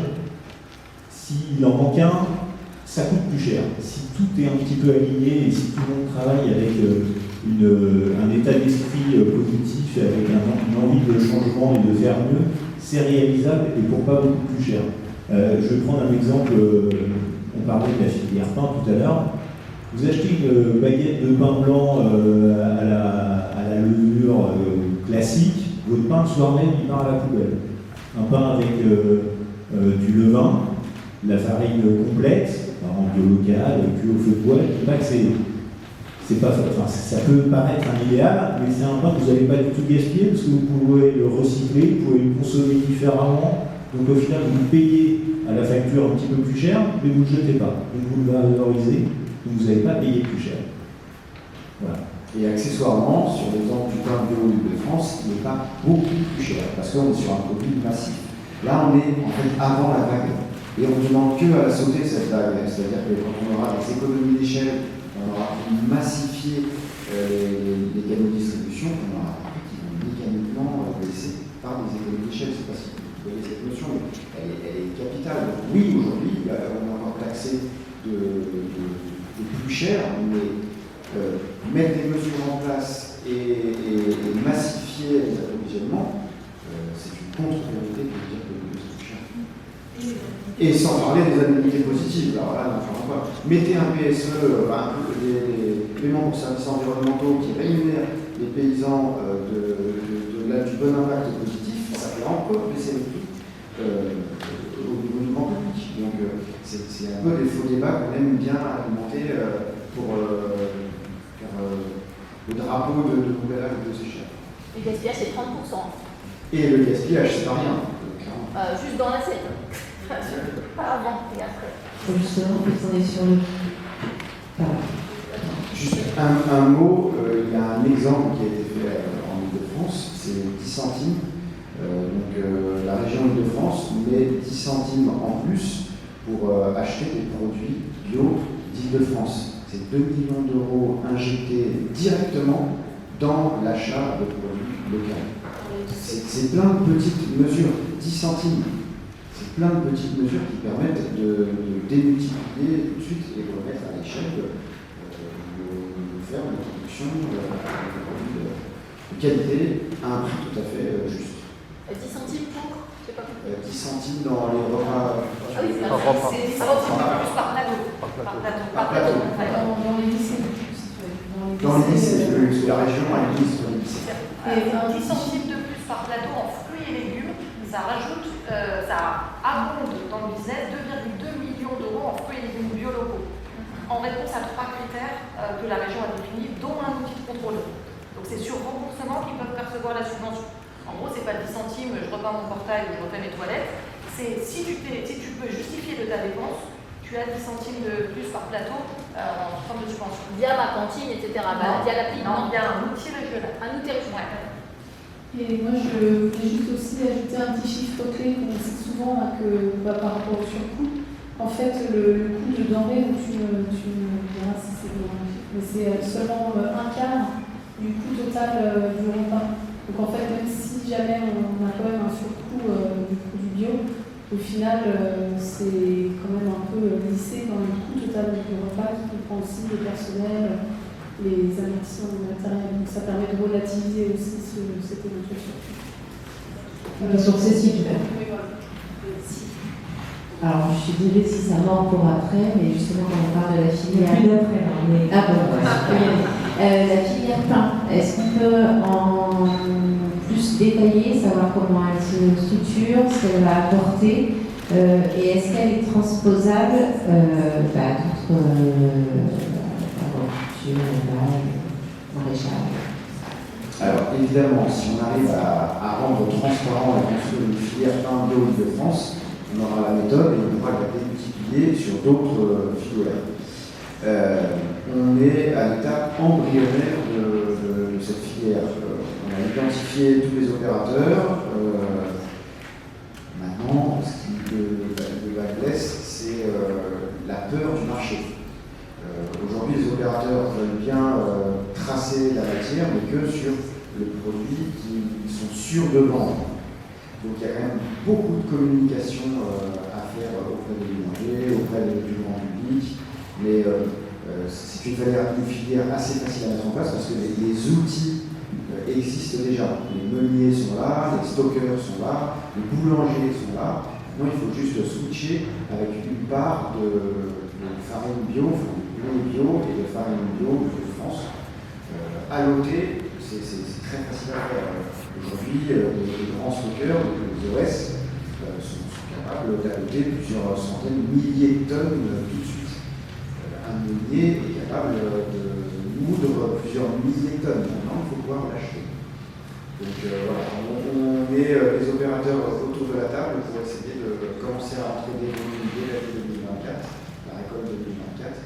Je pense que l'essai sera transformé sur R25, la récolte 2025, et à terme donc avoir des contrats pluriannuels qui permettent de garantir aux producteurs un coût de production, enfin un coût de revient minimum, et de se dire ok, je peux mettre 50 hectares, 100 hectares de blé en production, je sais que je gagne mon vie, je mange pas la cabane, et de garantir au consommateur final la bouchée qui se met dans la bouche, c'est du grain qui a poussé dans les 60 km autour de chez lui. Ça, c'est quand même une vraie révolution.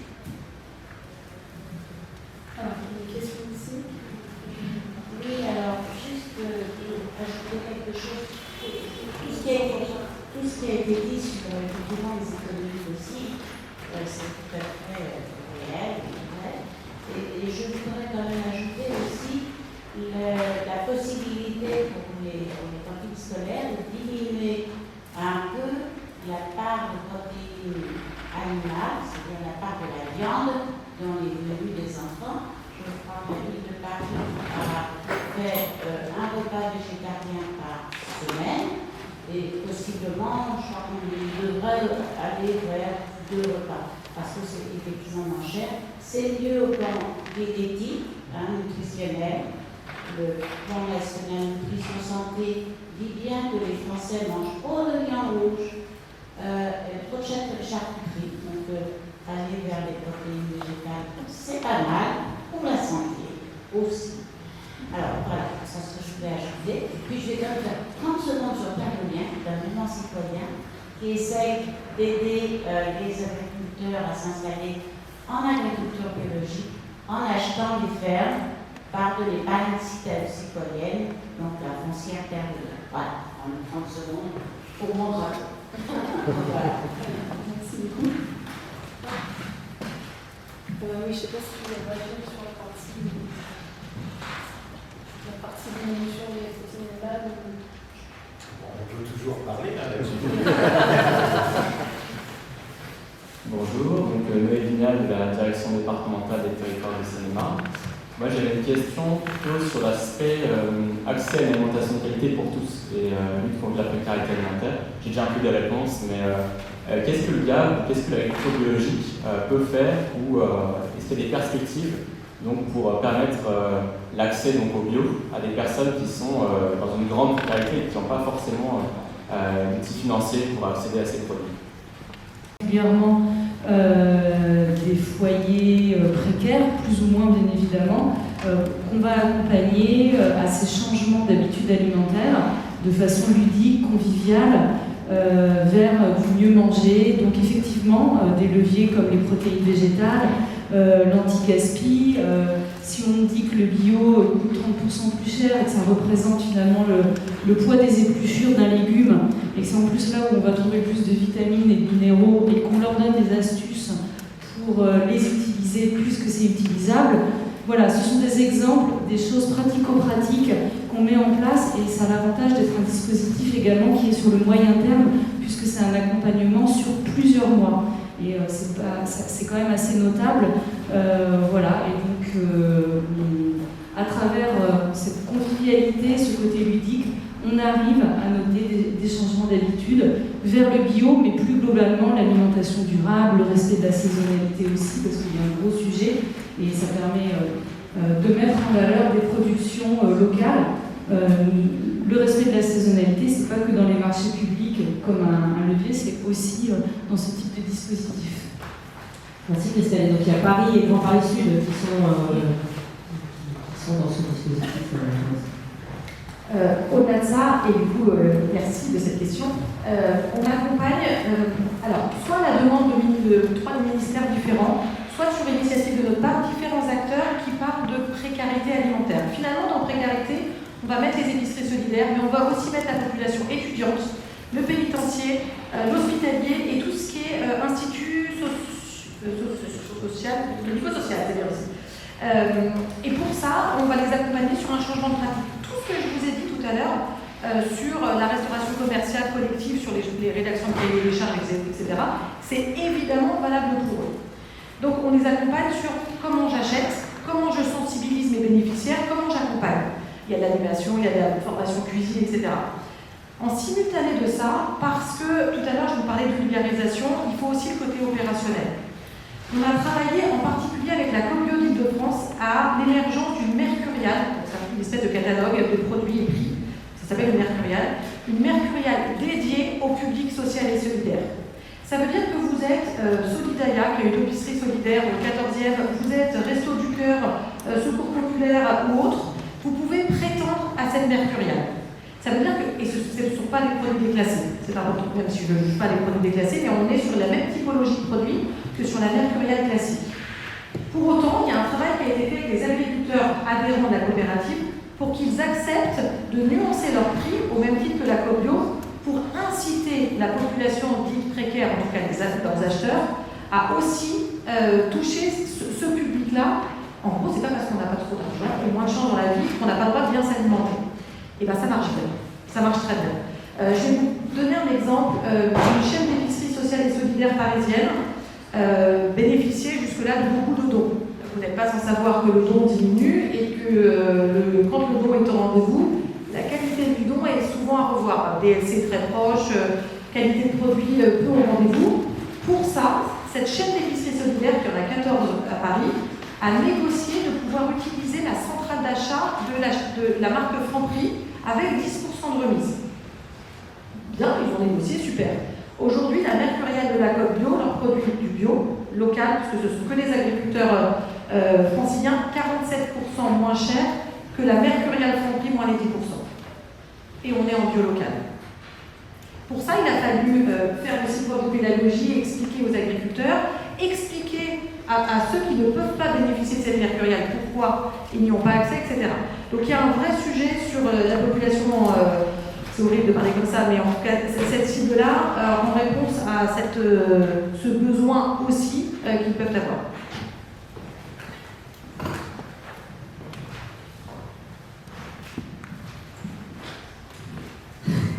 On va couper la chicature. Personne n'a de questions. Pardon ? Peut-être on peut ajouter qu'il y a dans les leviers aussi, c'est la connaissance, la lecture des étiquettes, l'éducation à choisir. C'est juste pour compléter. Puis des notions de marketing aussi. Les marketing des grandes marques ont tendance à faire croire aux gens que le bio, c'est très cher. Mais c'est parce qu'ils font énormément de marge sur le bio. Bon, ils en reviennent un peu parce que voilà, dans les grands supermarchés, tout ça. S'il y a des distributions plus directes, on enlève le coût des intermédiaires. Il y a eu quand même des enquêtes de collectifs qui ont montré que sur 100 € dépensés en grande et moyenne surface, ce qui revient aux producteurs, c'est à peu près 8% et encore. Voilà. C'est ce qu'on met derrière la vulgarisation. Ce qui est à retenir aujourd'hui, et j'espère que c'est ressorti en tout cas dans les propos qu'ont tenus les 5-6 collègues et les 7 qui sont intervenus, on fait le procès de personne. On parle d'agriculture au pluriel, et pour être très transparente, si on veut inciter à la conversion, on doit travailler avec le monde conventionnel, ou en tout cas les agriculteurs qui ont d'autres pratiques que l'agriculture biologique. Nous, notre discours, c'est qu'il s'avère qu'il y a des pratiques qui sont plus vertueuses pour l'homme avec un H majuscule et l'environnement, donc pourquoi ne pas y aller? Et pour ça, on accompagne tout type de public à aval. C'est ce qui est à retenir aujourd'hui. Marie et Myriam, aucun jeu de mots avec la chanteuse, ont mis en exergue les chiffres qui sont factuels. Elles vous ont donné les définitions de ces chiffres, elles les ont interprétés sans jamais les connoter, sans jamais les transposer ou les exacerber ou autre. Ces chiffres-là, c'est le reflet de la réalité au 31 décembre 2023. Point. Pour autant, on se dit qu'avec Idani, avec tout ce qu'on s'est dit, il y a de jolies marges de progression. Pour ça, expliquons, accompagnons, tenons la main, vulgarisons, vous dites comme vous voulez, démocratisons, sans volet politique. C'est juste aujourd'hui le message que le gars porte et vous demande aujourd'hui de porter. Directement, c'est ça. Le hasard de la vie, c'est vraiment le hasard de la vie, je vous promets, au bout du couloir. Il il y a l'association des journalistes de l'environnement qui est là, avec 200 journalistes pour environnement. La thématique de leur colloque du jour, c'est forêt plus 4 degrés. J'ai vu l'affiche dans le couloir, donc je suis allée les voir en disant, bah, chez nous. Voilà. Et puis on est un peu occupé avec le colloque, ce que j'entends. Vous, journalistes, n'hésitez pas à aller les voir, il y a peut-être un truc à prendre ou un message à destiner, mais on a besoin de tout ce type d'acteurs. Simplifier le discours, on aurait pu aujourd'hui inviter Marc Dufumier ou les chercheurs, mais ça ne parle pas aux citoyens. C'est pas ça dont on a besoin. On a besoin de simplification. Et on se dit qu'à travers vos mots à vous, parce que potentiellement on dit que les parents d'élèves ont un pouvoir magique, dans le monde de la com, c'est vous, les journalistes, dont on a besoin. Si vous avez besoin qu'on vous vulgarise encore plus, qu'on vous explique, qu'on vous accompagne, on est évidemment au rendez-vous, mais clairement on a besoin. Voilà. Les agriculteurs particulièrement et les producteurs. Donc, vous finissez. Alors, si on a fini, encore une fois, je vous tourne le dos. Chapeau bas, mesdames, vous l'avez fait. Bravo. Bravo. Et je veux bien un petit applaudissement.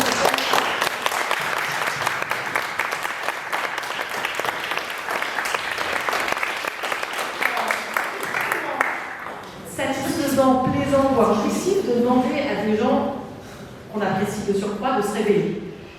Sauf qu'on leur demande d'aller contre nature. Et je fais exprès de ne pas les regarder. Et c'est ce que je leur ai demandé de faire. Quand on leur a parlé avec Fanny de notre idée de conférence de presse, je pense qu'elles nous ont détesté. Pour autant, elles l'ont fait bien fait, et c'est le moyen aussi de mettre en valeur ce boulot qui est précieux. Nous, l'observatoire qui vous est présenté aujourd'hui, c'est notre Bible. Quand on va voir des maires, des présidents d'agro, des politiques, on leur dit arrête de dire que tu ne peux pas faire, tiens, il y a quoi faire, allons-y. Donc bravo mesdames, merci beaucoup. Pauline et Fanny aussi évidemment, Margot est là aussi. C'est pas à moi le mot de la fin, moi je vous dis juste merci infiniment et comme dirait Coluche, on compte sur vous. Juste, je puisse introduire un petit terme commun. L'observatoire, c'est donc des données à date. Myriam et Marie, lorsque Florence et Cécile, enfin Cécile a bientôt, nous appellent et m'appellent pour avoir des données, des chiffres, etc. C'est eux que je fais bosser derrière et qui sont souvent dans l'ombre et qui sortent des données mises à jour à ce moment-là, la cartographie dont on a besoin, qui nourrissent les interventions des administrateurs aussi, de chiffres clés et de données. Donc voilà, on avait besoin de les mettre un peu devant aussi, mais voilà, sachez aussi que toute l'année, vous pouvez faire appel à nous pour les données, les chiffres. Après les mots de la fin, on est des producteurs, on sait produire, donc aidez-nous à faire notre métier. Merci.